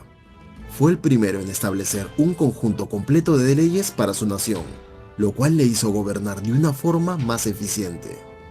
La mayoría de los imperios como este, en la antigüedad, no tenían los mejores líderes, pero el antiguo imperio babilónico fue definitivamente una excepción. Los jardines colgantes de Babilonia. No hay duda que has oído hablar de los jardines colgantes de Babilonia en un momento u otro de tu vida. Después de todo, ha sido llamado una de las 7 maravillas del mundo antiguo, y se decía que era un lugar de increíble belleza. Pero a pesar de eso, nunca se ha encontrado. Entonces, ¿cómo es que es un pedazo tan famoso de la historia? Bueno, todo esto comenzó con un documento escrito por Beroso el Caldeo, quien señaló que en el año 600 a.C., el rey Nabucodonosor II hizo construir los jardines colgantes en honor a su esposa Amitis, hija del rey Ciaxares del Imperio Medo. Los jardines colgantes de Babilonia no colgaban realmente, en el sentido de estar suspendidos por cables o cuerdas. El nombre proviene de una traducción incorrecta de la palabra griega cremastos, o del término en latín pensilis, que no significa precisamente colgar, pero sí sobresalir, como en el caso de una terraza o de un balcón, pero aún así se decía que era muy bello y hermoso. Y sin embargo, no sabemos dónde están, o incluso dónde estaban exactamente. Además, fuera de Beroso el Caldeo, la única otra mención documentada de los jardines colgantes de Babilonia fue realizada por un historiador griego llamado Diodoro Sículo. No hay otra mención de los jardines colgantes en ninguna parte. Entonces, si vamos a tomar estos registros como verdad, la pregunta sería, ¿dónde están los jardines colgantes? Algunas personas creen que un terremoto destruyó los jardines colgantes en algún momento del siglo II. Curiosamente, hay un terremoto registrado por esas épocas. Otra posibilidad es que las arenas del área finalmente consumieron los jardines, que también se ha documentado que ha ocurrido muchas veces dentro de la historia. Muchas personas han tratado de encontrar los jardines colgantes de Babilonia, aunque solo sea para dar testimonio de su importancia histórica. Puerta de Ishtar. En el lado opuesto, una maravilla arqueológica del mundo que efectivamente se ha descubierto que pertenece al Imperio Babilónico es la Puerta de Ishtar. Esta puerta en particular fue la entrada a la ciudad de Babilonia. A diferencia de la ciudad en sí, la Puerta de Ishtar estaba construida para impresionar. Estaba adornada con varios detalles, incluyendo ladrillos de color azul brillantes y cuadros pintados por doquier, tales como dragones, toros y leones. Cuando estuvo completamente terminada, debió haber sido una completa maravilla. Ahora, una vez que atravesabas la puerta y entrabas a la ciudad, ibas por un pasillo procesional, un camino de media milla de corredor dedicado a su propia religión. Este fue un hito importante para Babilonia y debía ser tratado con respeto. Aunque la puerta durante muchos siglos se perdió, más tarde fue recuperada por arqueólogos alemanes, quienes la reconstruyeron en un museo en Gran Bretaña, utilizando ladrillos originales. Si deseas visitar esta impresionante puerta babilónica, puedes ir al Museo de Pérgamo. El primer imperio terminó en el año 1595 a.C. No tan irónicamente, muchas naciones legendarias han caído después de líderes específicos en sus historias pasadas. El primer imperio fue así, ya que después de que muriera Hammurabi, la nación no pudo mantenerse unida otra vez. Hammurabi no solo era su líder, era su símbolo de excelencia y ley. Finalmente empezaron a perder toda la tierra que Hammurabi había ganado para ellos durante su reinado. Las fronteras de este imperio se fueron reduciendo lentamente, hasta que se volvieron un simple cuadrado. La única excepción fue Babilonia, que era un elemento importante en el área, ya que era una referencia para ir a cualquier lugar. Pero el golpe final al primer imperio llegó a manos de los hititas en el año 1595 a.C. Los hititas eran un grupo de una ciudad cercana y amasaron un ejército que pondría el clavo en el ataúd del primer imperio en Babilonia. Incluso fueron tan lejos como para llegar, saquear y obtener todos los tesoros de Babilonia. La ciudad fue saqueada, arrasada y quedó propensa a la invasión. No fue su final, pero sí el final de lo que originalmente ellos tenían. Las mujeres en Babilonia. Si hay una cosa que el mundo antiguo definitivamente se equivocó, fue cómo trataban a las mujeres en su cultura. La mayoría de las culturas veían a las mujeres como segundas en casi todo, por lo que no tenían derechos, privilegios o permitido hacer muchas cosas de lo que los hombres podían hacer. Tristemente, esto continuó durante muchos milenios. Una de las pocas excepciones, sin embargo, fue el antiguo imperio babilónico. No solo respetaban a las mujeres, sino que les otorgaban todo tipo de derechos y privilegios. Esto definitivamente marcaría a otras naciones. Mujeres podían ser sacerdotes, lo cual era un gran honor. También podían tener ciertos negocios bajo su propio nombre, como es la de vender vino. En términos de familia y matrimonio, una mujer podría hacer que su esposo la apoyara a lo largo de su vida. Y si él falleciera, ella heredaría las tierras de su marido, algo que muchas culturas se negaran a hacer a pesar del vínculo matrimonial. Esto casi nos hace preguntar, ¿cómo habrían sido otras culturas si hubiesen hecho algo similar? Los muros de Babilonia. Hay una razón por la que Babilonia se mantuvo durante tanto tiempo, y eso fue porque una vez que se convirtió en una gran ciudad, sus gobernantes se aseguraron de que fuera fortificada. Hammurabi, por ejemplo, colocó muros gigantes alrededor de la ciudad para ayudar a protegerla de los invasores. Luego, durante el tiempo del rey Nabucodonosor II, los muros se fortificaron aún más. Se hizo creando 3 anillos de muros alrededor de la ciudad, cada uno de los cuales tenía 40 pies de altura, algo que ningún ejército en ese momento podría darse el lujo de penetrar sin dar su mayor esfuerzo. Se dice que las paredes eran tan anchas que podían sostener carreras de carros encima de ellas, y aparentemente eso es lo que hicieron. Joyería. Si estás usando un collar, un anillo o cualquier otro tipo de joya preciosa, tienes que agradecer al pueblo de Babilonia por eso. Fueron ellos los que tuvieron, en cierto modo, la idea, no solo de joyería, sino de usar piedras preciosas y raras para hacerlas más valiosas. Los fabricantes también usarían metales preciosos para hacerlos más fuertes, al igual que los fabricantes de joyas hoy en día. Y para ese fin, eran de muy alta calidad en sus productos, lo que hizo que Babilonia sea reconocida por eso.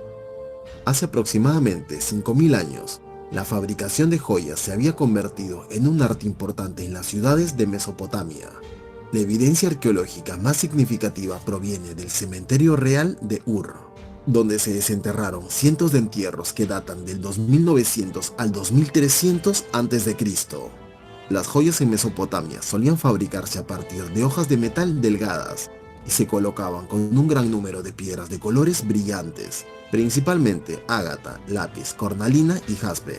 Las formas favoritas incluían hojas, espirales, conos y racimos de uvas.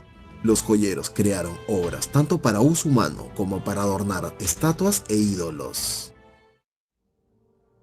¿Cuál era el verdadero nombre de Babilonia? Es raro y confuso, pero en realidad nadie lo sabe. ya que el origen del nombre de Babilonia y por ende el nombre Babilonia es un misterio entre los eruditos. Ahora lo llamamos Babilonia, debido a su nombre que era Babili, o por lo menos eso es lo que nos dice la historia. Pero ¿cómo es que llegaron esos nombres?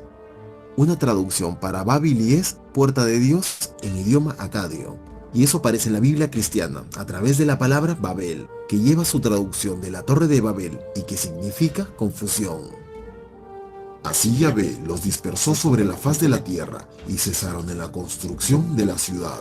Por eso se llamó Babel, porque allí confundió Yahvé la lengua de todos los habitantes de la tierra y los dispersó por toda la superficie. Esto realmente no nos dice cuál fue el verdadero nombre de esta ciudad, sino más bien cómo la llamaron otros pueblos. Tal vez nunca lo sepamos, pero eso podría conllevar a un debate. Imperio Neobabilónico. Después del fallecimiento de Hammurabi y la invasión de los hititas, los babilonios cayeron en el caos. Luego, en el año 626 a.C., el Imperio Neobabilónico se levantó, y con ello llegó un momento de gran expansión y aprendizaje, ya que las personas se unieron para hacer una mejor ciudad, y de muchas formas lo lograron. El Imperio Neobabilónico es considerado por algunos como el punto más grande en la historia babilónica, incluso más que el reinado de Hammurabi. Se enfocaron en ser mejores económicamente, agrícolamente, artes, ciencia y más. Eventualmente, no todo dura para siempre, y al final fue conquistada por Persia y luego asumida por Alejandro Magno en el 331 a.C. Si este video con la información fue de tu agrado, regálame un pulgar arriba. No olvides compartirlo con amigos y familiares. Si es la primera vez que ves uno de mis videos, te invito a que te suscribas. Te mando un fuerte abrazo. Salud.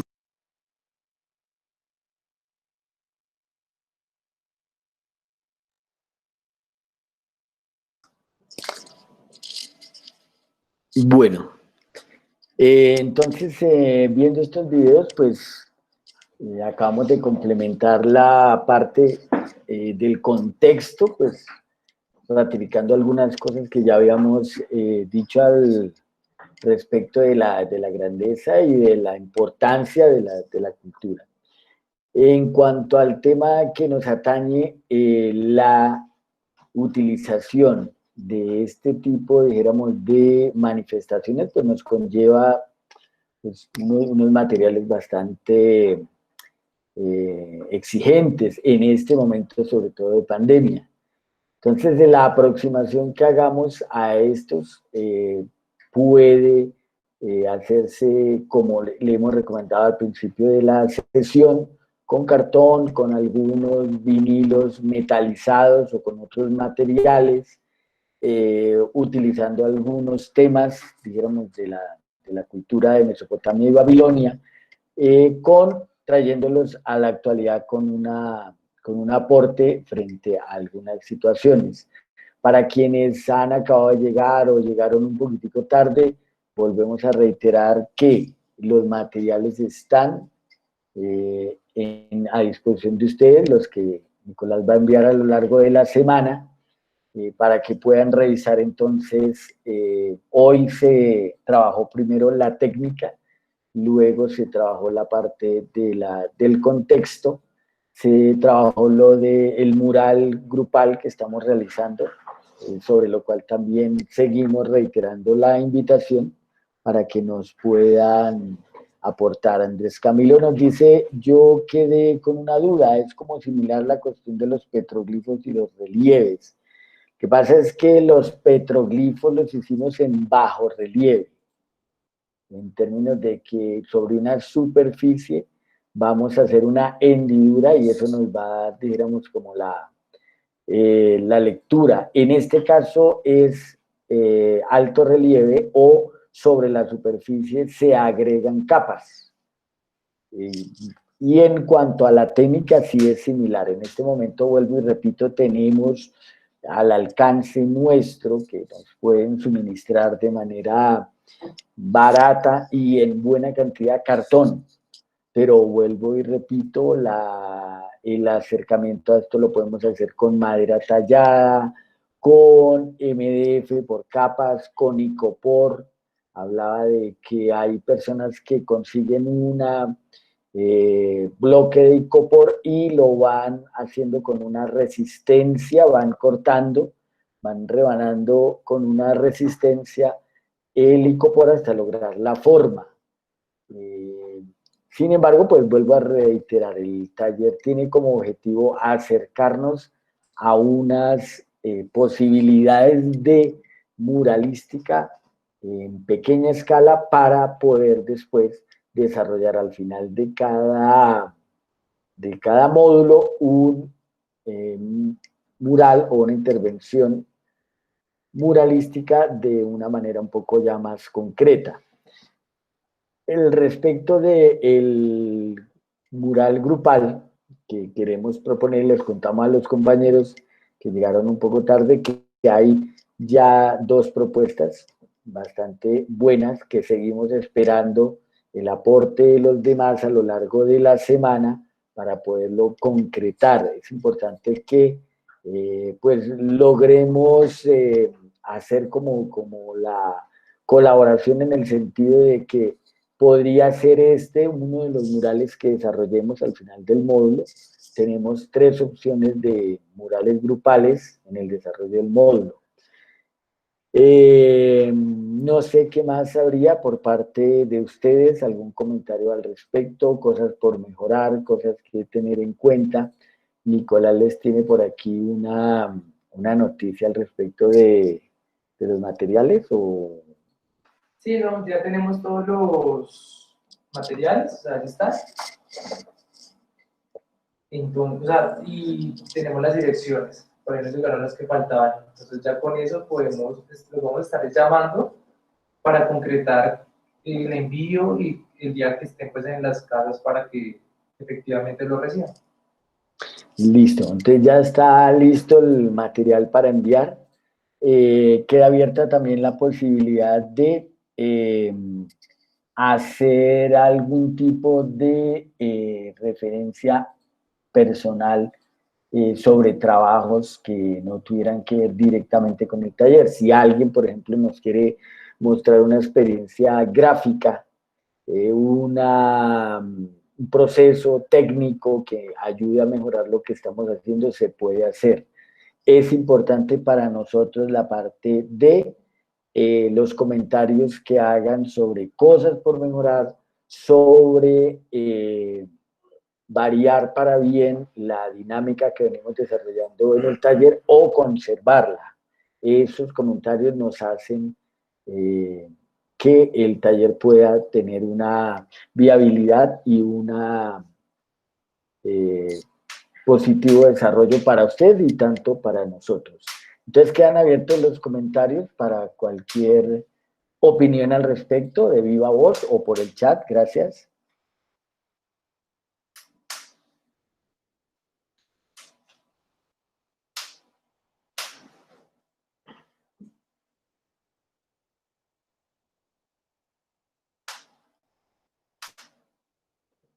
Catalina nos dice, súper, gracias. También le dice, me gustó el enfoque que se tuvo con las mujeres en Babilonia, sería un buen aporte hacer algo más de arte para el perro enfocado en mujeres. Tremendo tema.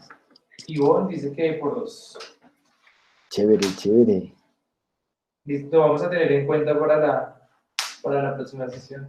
Claro.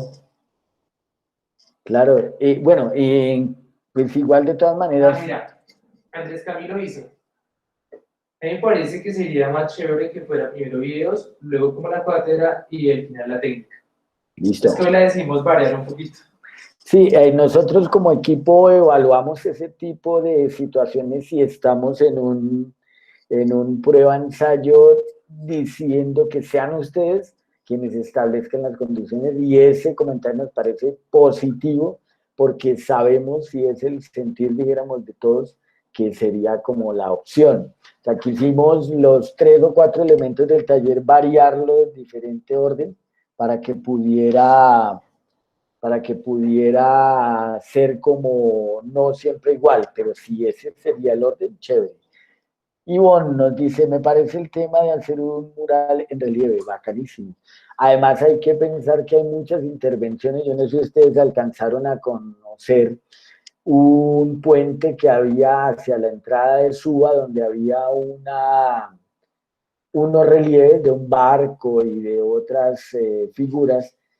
Eso habría que contemplarlo porque casi siempre la muralística la vemos como un hecho bidimensional, pero cuando hemos trabajado o se ha tocado el tema del mosaico, del bajo relieve y hoy del relieve, vemos que hay muchas opciones en relieve para poder desarrollar.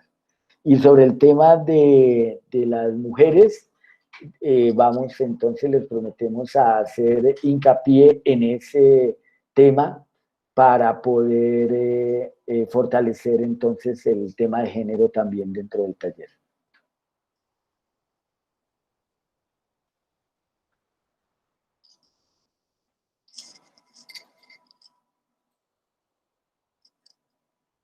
¿Listo?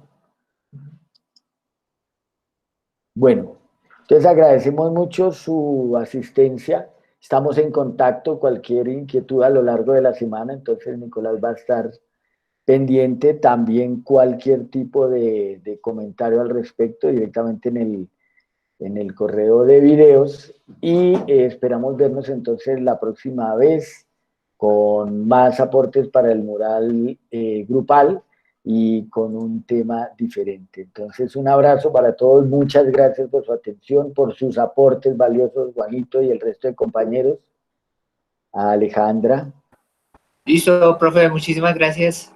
A todos ustedes, muy amables, que pasen un resto de día feliz. Gracias. Chao chicos, que estén bien. Gracias.